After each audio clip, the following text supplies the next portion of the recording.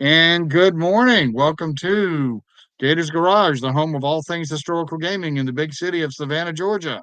I'm your host, Mike Baker, the Gator, and we have with us John Ross from Warzone Atlanta. And we're talking about what everybody's talking about, and that's Bolt Action Third Edition. If you've not seen them, John has done a series of written articles analyzing version 3. They'll be showing up on the Gators blog over the next few weeks. And he's going to be dropping this week's write-up will be on Tournament Army Organization in version 3, given the constraints and some of the things that tournament organizers may be looking at as well. So, John, I'm going to give you the floor for a bit and probably poke you with a few questions. Well, before I turn you totally loose here, just a reminder: this is what the Army structure roughly looks like. You've got your base platoon, and you can add to that a heavy weapons platoon, engineer, artillery, armored platoon, recon infantry. So there's a lot you can add. The question is going to be what's going to be the best thing to add for you. So John, take it away. Well, so there's actually still a ton of confusion on this. There's a lot of players out there think that in order to get an armored platoon and a heavy weapons platoon, for example, I have to buy 2 rifle platoons. And this is not the case. So you buy a rifle platoon and that unlocks one of every other of the choices. So if you want to play a rifle platoon and an artillery platoon and an engineer platoon and an armor platoon, you're good to go. If you want to play 2 armor platoons, which are totally legal to do, you just have to buy 2 rifle platoons. And that has got so many players confused. And it's coming up in the boards. You see lots of people asking questions about it. The rules are super clear. 1 rifle platoon unlocks one of everything else. The second thing that's coming up is players are sitting down and realizing the implications of this. So, back in version 2, you'd go to a tournament and they would go 1 generic reinforced platoon, or maybe limit 2 or whatever. And so you knew when you were building your army in version 2 that chances are, unless it was some weird theater build, chances are you're going to be facing at max 1 to 2 of anything. A bunch of rifle squads is fine, but you're going to face 2 mortars at max, 2 tanks. Maybe if they're Hungarian, you might be facing 3. So there was this safety, I guess, or comfort in the fact that army lists were likely to be highly predictable. And then whenever someone broke that, like they brought a theater list from Stalingrad, and all of a sudden there's a bunch of snipers on the table, or they're playing no, nobody would ever do that. Yeah, or the Western Desert list where you got for every 2 infantry squads you got a tank, and so all of a sudden there's 3 Churchills on the table, and you go, "Holy cow, what is this?" Like, every time that happened, for a lot of players, that caused distress and shock. And they were like, wait a second, this is like playing chess, and suddenly the guy across me's got 4 rooks. How is that fair? So if that bothered you before, some players weren't bothered by that. They loved it because it allows them to build whatever they want, play with their toys, right? Some players were bothered by it. If that bothered you before, man, are you going to hate army construction in version 3? Because now, literally, if you want to play 4 tanks, you can do it. If you want to play 8 tanks, you can do it. I know, Michael, you're running a first V3 tournament coming up at 750 points, right? I was playing around with Army List. It would be very easy for me to bring to your event 2 very small rifle platoons and 8 tanks. I could do that. I can see you making that face. And now you're imagining the player who across from me is brand new version 3. Everyone's all excited about the addition, and they got to face 8 light war Italian tanks. Is it going to win? Is it going to not? That's a whole different conversation. Like, how do you build to win in this game? But just the shock value of this new force org chart is going to cause all kinds of heartache in the beginning as people learn kind of what to anticipate. I mean, you probably hadn't anticipated 8 tanks showing up at a 750-point game, had you? I've not ran through the tank costs, but no, I would have figured no more than 4. And this is the other conversation I've seen parallel to this, even from the Warlord guys, is, man, these rules have made a TO's job a heck of a lot harder, because you've got a particular thing, like, for example, this particular tournament, it's really intended to be an introductory tournament. So We want to see people kind of building the lists out, kicking the tires on like light armor, your support elements. Don't want anybody showing up with, the infamous. I've already heard about the rocket spam list, So we really, the intent is for folks to get a good all around experience. Now you make a good point, and I don't know that the TOs have yet kind of put their heads around how we're going to handle this. But what do you do when someone does, I guess two small platoons and then 8 tanks? Because essentially what they've done is they've got an armored force with infantry support. It's what they're Yeah. actually running. Yeah. Which is a World War II thing. It's Lost not. your sound. There you go. What's that? I mean, that's a World War II thing. Like, that's not necessarily ahistorical. You could have faced that kind of force. It's just if you weren't prepared for it, right? I think, Right. Michael. I think there's three big issues with this. Okay, so issue number one is, you know how they have those bracelets that are like, "What would Jesus do?"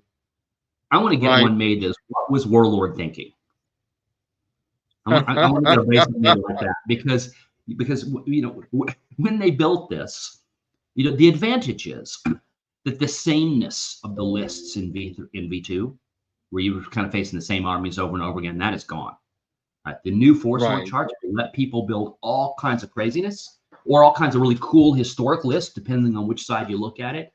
And in my Right. opinion, I actually think that's really good, because you would go into tournaments before and you were seeing literally the same list over and over and over and over again. You go to a tournament and the kind of V2 had grown stale around some optimal builds. And I'm not saying that we'd have a mutual friend that would bring Gurkhas at every possible opportunity, but maybe we do, No, right? no, never. Right. But his list would be identical to what you would have seen on literally every team at the World Team Championship. Everyone had a British Gurkha list, right? And so when games get stale like that, it's time for a change. And so I personally think the new force org liberalness is a good thing. The second issue with it, though, was to introduce it without any guidelines of how players or TOs could provide balance. Because Right. there's this gotcha moment, right? It's like you show up with your balanced infantry list. You've got, some heavy machine guns and a couple of mortars. You've got your infantry squad. Maybe you bought a couple of tanks, or you got this balanced list, an all comers list. And someone shows up with, 12 flamethrowers in half tracks, and you go, how do I even deal with this? How do I didn't even anticipate that this was possible. And so Right. the shock value of realizing that you showed up to a gunfight with a knife, or vice versa, right? That shock value, that's probably not in the heavy fun column, which means the designers have put all that responsibility back on our shoulders, haven't they? Yeah. Yeah. Yeah. You know, I think, but I think I think, even as players, and I've been asked before why I play historical war games. Some of it is sometimes we need to take a step back and remember the story. Even in tournament play, what story is your force telling? Now, granted, you can munchkin out with the 12 flamethrowers and the half tracks. That's fine. And there are people, of course, for whom the tournament play is all. Get it. But I think for many, many players, it really is the story. What was this unit doing? Um, and that I think too, to your point, is part of what makes version 3 very strong, is you can build that story list, and now you can do it in a way that's fairly competitive. Where sometimes if you built to the story, you found yourself hamstrung before. I think we'll find over time that is true. I mean, you sit down and you wanted to do like some cool Western Desert recon unit. Well, you can do that now very easily without having to resort to Yep. some artificial list in a campaign book, which may or may not be allowed. You went out and bought a Right. bunch of really cool early war British, Rolls-Royce armored cars, and you want to do a crossing the wire kind of 1941 list. It was very difficult to do before. Now you can do it, and that's the advantage. I think the issue of play balance right now is none of us really know. Right. Yeah, none of it. I played 8 games total, and that's probably a lot for a lot of players so far in V3. I played full 8 full games, and I still can't. I'm still sitting down to design my list for World Open War, and scratching my head going, I'm playing all these psychological games. Well, if if everyone can take a bunch of tanks, that means people are going to take a bunch of anti-tanks. So maybe I don't take tanks at all and I nerf all of that. Like all of that, right? Has just clean slate. And I think that is wonderful because it allows us to kind of refresh the game. And now we're coming Yep. in kind of, like newbies, you don't completely know what you're gonna see. I think that's actually Right. really cool. Yeah. Yeah. So so I so mean, so I'm Michael, probably for still going to start with the basic infantry, and honestly, I don't even have the armor or artillery on hand at the moment to field a V3 list. My collection was optimized for V2, so I'm going to have to pick up probably a second Sherman if I want to run Americans, or I've got a second Stug already, so I can definitely do two Stugs if I want to run armor for the Germans. But for support, it's going to be light. I can run for the Germans. I can run one support platoon very light with a mortar and a medium machine gun. For the Americans, I only have a medium. I never built a mortar, so I'm gonna have to go pull a U.S. Army support box off the shelf and build a support team. That's the advantage of what running a store is you can do that. and a plug for Gator Games. So you just pick up the phone, you call Michael, you send him an order, and it shows up really fast. And he's a great. So whatever your V through aspirations are, Michael's your guy. So hey, I'm your so guy. for your tournament, right? So imagine, forget this for now. Forget this for a second. Let's imagine you were running a tournament back in V2. Right. And I know your club is very casual. You got a lot of beginning players and the rest of it, but you've run big, huge, highly competitive tournaments, right? The fact that someone can find a gamey exploit in a war game is not unique to bolt action. It's Oh not no. unique to Warhammer 40K or for Napoleon's battles or whatever. There's somewhere, someplace, Right. some gamer figured out a way to break the system, right? So this isn't new. Yep. And no matter what the designers do, chances are within minutes, someone's going to figure out a way to put up a 53 Soviet dog spam list, 53 order dice dog spam list, right? And they're going to put that down. Yeah. And then everyone is going to have a Woof, melt. woof. Oh my God, what was the designers thinking? What are the rest of it? Now, I want you to go back in time. Let's say it doesn't matter what, you were running a 40K tournament, right? And someone showed up and they sent you an army list in advance because you wanted to make sure that you were seeing what people were bringing. And they had something like that.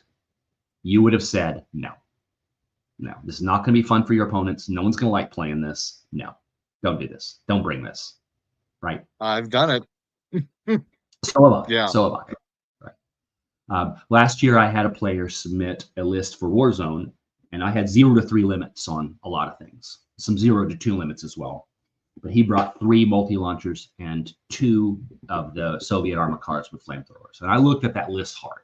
I really scratched my head because I got a lot of buildings on my tables, and I thought, that could end up being a miserable day for somebody.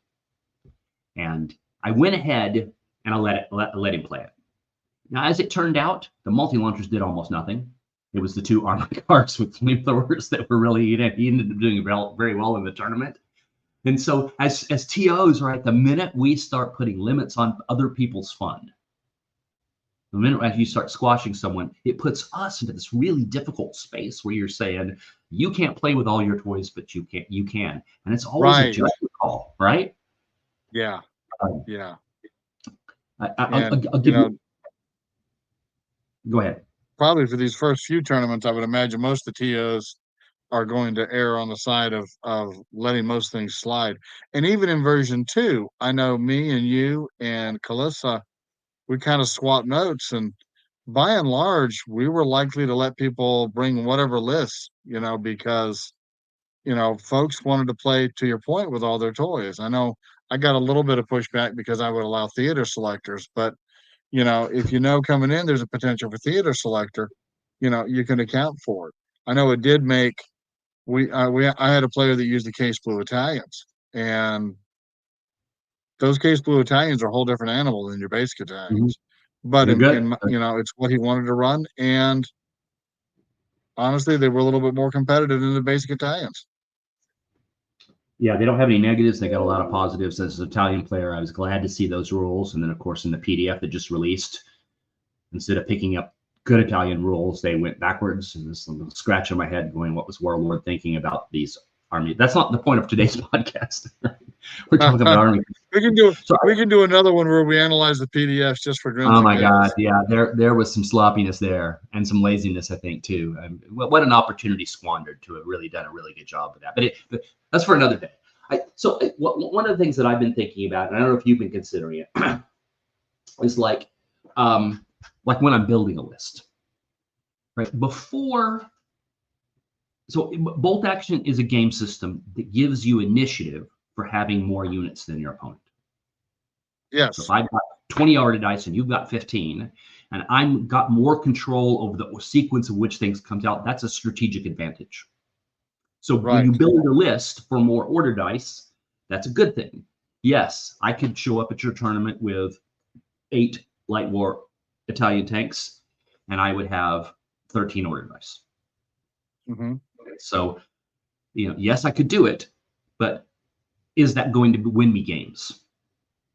And so right now, the first caution I would send out is for everyone who's looking at this and all the people having meltdown online. And of course, some of those people love to have meltdowns online. So that's what we live for. But all the people freaking out is just because I could bring 56 order dice worth of dogs, Soviet dog teams, doesn't mean I'm going to win any games.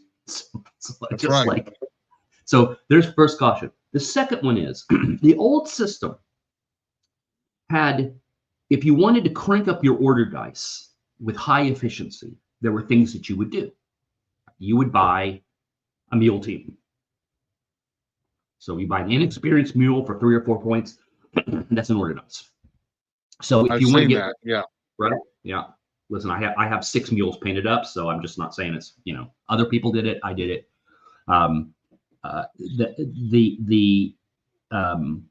And now mule teams are available to everybody as built into the rules.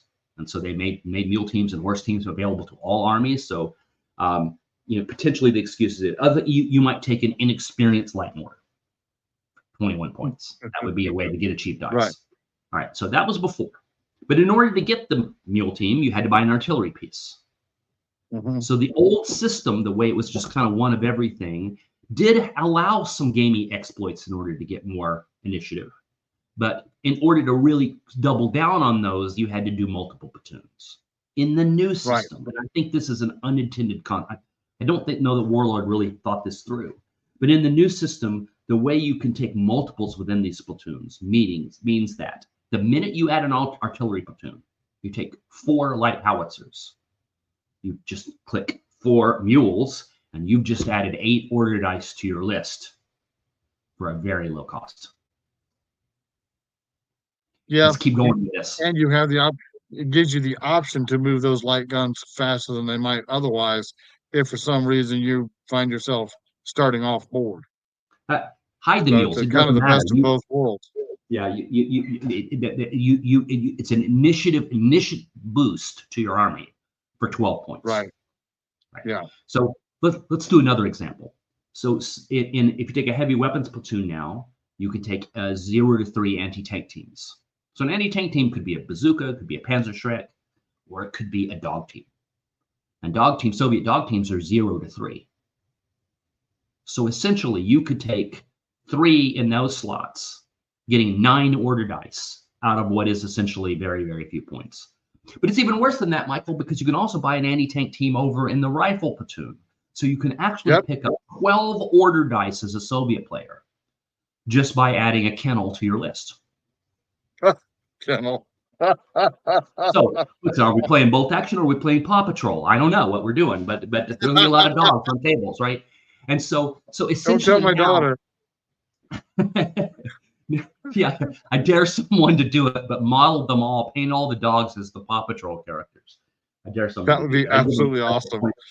Extra painting points at my tournament if they did that. But so yes, there's these rocket spam lists, these crazy lists out there. But I think one of the more subtle things that we're going to find, or maybe it's overt, but one of the bigger challenges is the opportunity for some armies to rapidly expand the number of dice they get based on the choices they make, means that we could easily be seeing army lists in the 25 to 30 range, something that we did not see back in V2. And now it's gone to 1,250 points. So I always figure an order dice per 100 points is a good theory, maybe a little bit less. So now you've added more on top of that. So not only are we potentially facing a huge spread between, people playing historical lists and people maximizing for initiative, but the size of these armies could get really, really big, and a big army, especially for beginning players, is slow to play. And we may find that a lot of our tournaments in the beginning are not making it to 6 turns. That's we were noticing that even in V2, that if you had once you get north of 12, things slow down considerably. And I think even more. And that's one of the reasons I'm starting at 750. I'm like, all right, one, I want everybody to get a good handle on the base rules. Number two, let's keep the number of dice down so we can actually get through in a reasonable time. We have done some test games at 500, and folks have been able to get through in about an hour and a half, 2 hours. 8 games in now. I'm not looking at the rule book. I'm not looking stuff up. We're moving really fast, and the only thing I have to look up is the glancing hits table. But that'll come quickly. The new game plays. It plays fast. You can move along quickly. Some of the old rules that slowed the game down. So range, when they eliminated range as a modifier to hit, that was actually a huge speed boost. Because you may remember where you've got a squad and you're having to measure by model to see, okay, these guys are at close range and these guys are at long range, and this machine gun is a long range. Remember doing that? Right. So all that counting the heads, and then you have to separate the dice and all that's gone, right? You're either 4s or 5s to hit. Yeah. Is the squad in range or not? Yes or no? If it is, didn't move its 4s, you did move its 5s. And it's rarely ever different from that. And so that speeds the game up on one end. And so that, I think in the long run, we're going to find that once people are comfortable with it, it's going to move fast. But the potential for dice exploit, if someone is building their army list to create a high amount of initiative in the game, I'm not saying it's a bad strategy, but if they're doing that, I think TOs are going to have to be aware that we may have to go to 3-hour rounds, or we may have to do smaller point totals.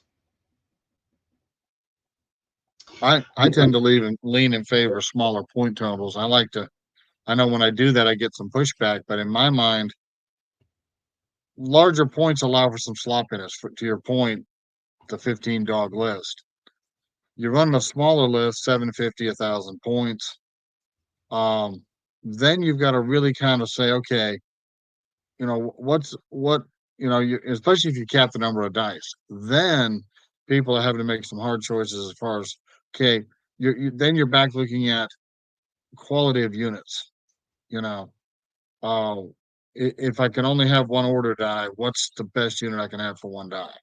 As opposed to let me have 15 spam dice and try and overwhelm my opponent that way. And keep in mind, though, people want to build those big die lists with weak units. Oftentimes, tournaments are decided by kill points as well. And so if you've got a list that's going to die easy, and it will die easy in this game, that you could be giving up a lot of kill points to somebody that you may face later in a draw situation, and it's add them because they've killed off your dog teams.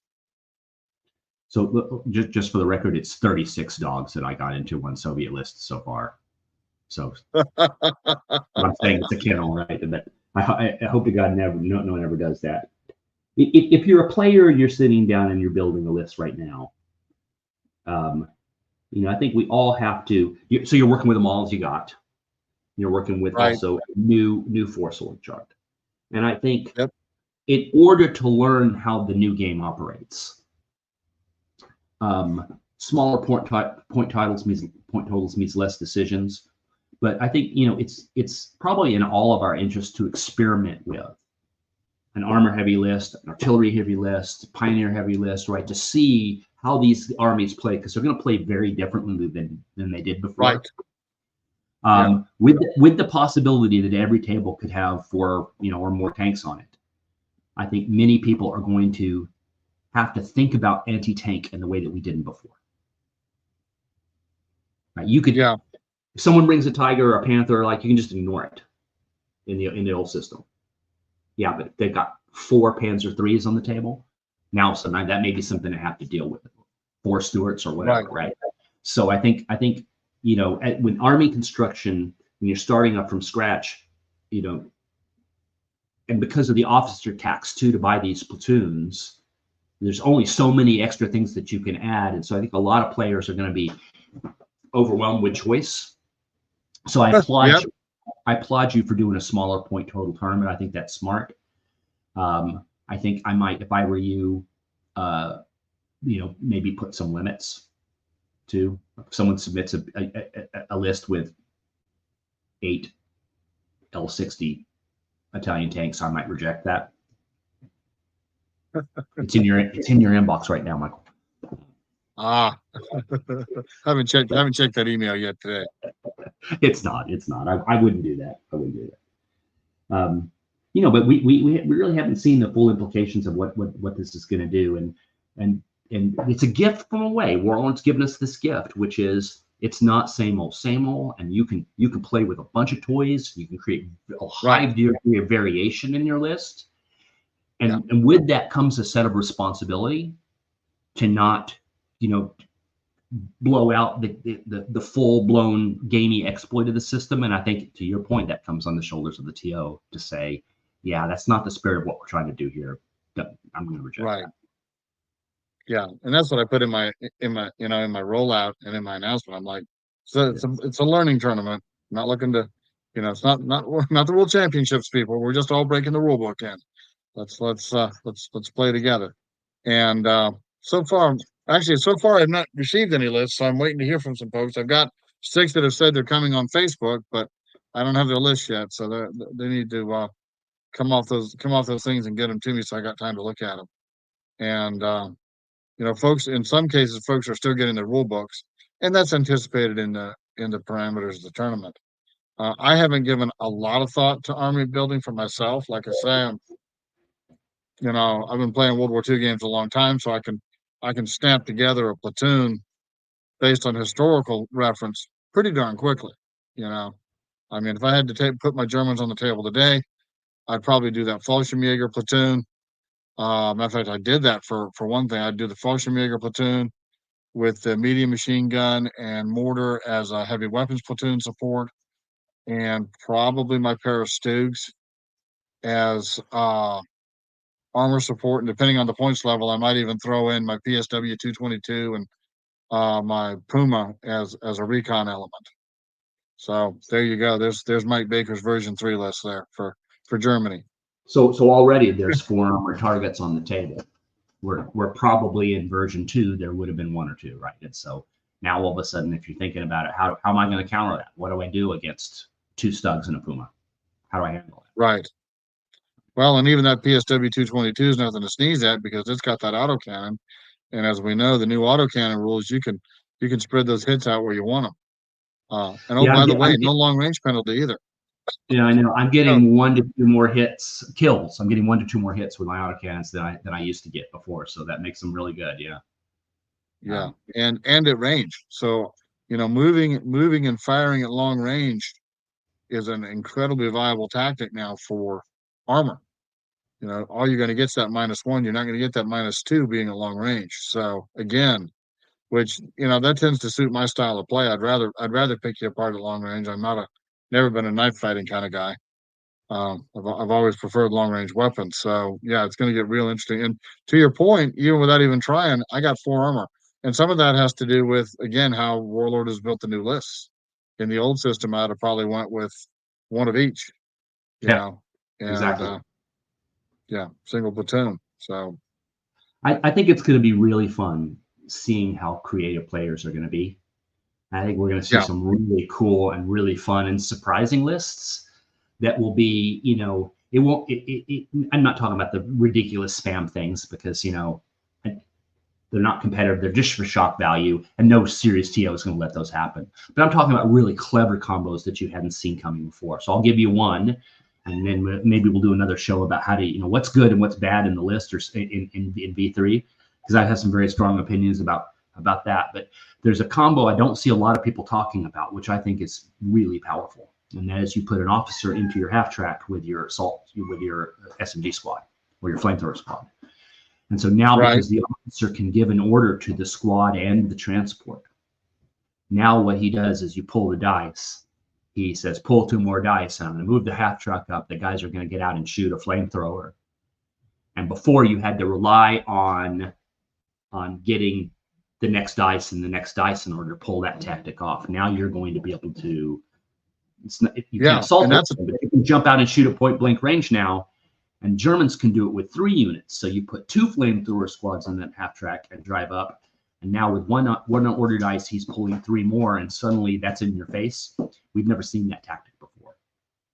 Right. My cat is because the old one, most of the time, most of us took standard second lieutenants last, and they only gave 1 order die. And now all lieutenants give 2. Yeah. Thanks for the pro tip there. I'm sure lots of people are going to give that some thought now. So, again, your officers in many ways become a lot more useful. That's a fantastic idea that you can, wow.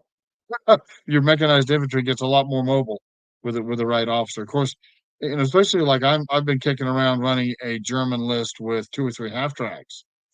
And so maybe I pushed the Panzer Grenadiers up, and you can even give a snap order. Well, it's 12 inches, so is it 6 or 12 inches for the snap 2 now? It's 12, isn't it?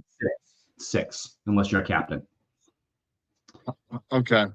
Yeah. So you get the best benefit from one vehicle, but that doesn't stop you from pre-deploying a couple of the other units in covering positions and then pushing that flamethrower unit up. Yeah, that's going to be something to watch for. So fortunately, you can only be in one place at a time. Yeah, but you can have multiple officers. So I don't know, that's an example how what was necessarily good before may not be as good today, and there may be some new combos that are, and that's what makes new systems fun. I'm actually pretty encouraged by it. So, well, I'll tell you, I think now I may be able to come to your event, so hopefully I'll be there. I'll send you a very tame list so that thank you, and we'll have a good time, and then hopefully I'll get a few more games in before I have to go and play at the World Open War in in the UK. Yeah, I don't know that I think I've played 1 game. I've watched a few played. I've organized some plays, but my time gets so stretched out that finding time for Mike to play is sometimes a challenge. Of course, as you know, you see I don't know if you've seen my garage, but I generally have 2 or 3 game systems I'm juggling at the same time that I'm trying to learn, teach, show. So, but yeah, I'm like you. I'm more encouraged. As a matter of fact, I was talking on one of the Reddit boards, and someone said, "Hey, I'm just coming. I'm looking to make a conversion from Warhammer 40K to historical gaming." And a lot of the folks were recommending Flames of War, and I was like, "No, the new bolt action is tailor made for folks who've played 40K and want to try something different." Yeah, you got your familiar 4+. We all know that. Thank you, GW. But now you also got that cover save that everybody from the 40K verse is going to be very, very conversant in. So, if you're a 40K player and you're watching this and you're thinking, gee, do I want to do, I want to do historicals, bolt action's a good one to look at now because it's going to be even more familiar in terms of play style to what you may have seen, some of what you may have seen in 40K. Now, I haven't touched 40K as a game in decade, probably version 4. But what I know about it's going to make this new system is definitely going to make transitioning from one to the other definitely a lot easier. And from the bolt action players that have played it, it's made our lives quicker.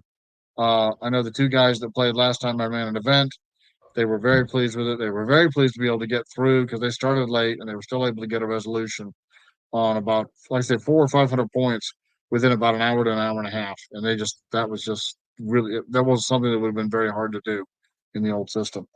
And that was with them being new to the rules. So there you go. All right. Well, very good. John, this is awesome. I'm looking forward to having you come up or I guess down to Savannah for our tournament, which is next week. So if you want to test drive a 750 point list, looking for something kind of balanced, light armor, support platoons, just to kind of kick the tires on the rules in a casual format. John will tell you we usually got good looking tables, and usually Tio at least pretends to know what he's doing, and everybody's usually pretty good spirited about that. So come on down. I think you'll have a good time. It'll be 3 rounds. and pretty much everybody that shows up will walk away with some kind of prize. We've got good support from our friends over there at Warlord and War Games Atlantic. So there we go. All right. Anything else for the folks, John, before we wrap up?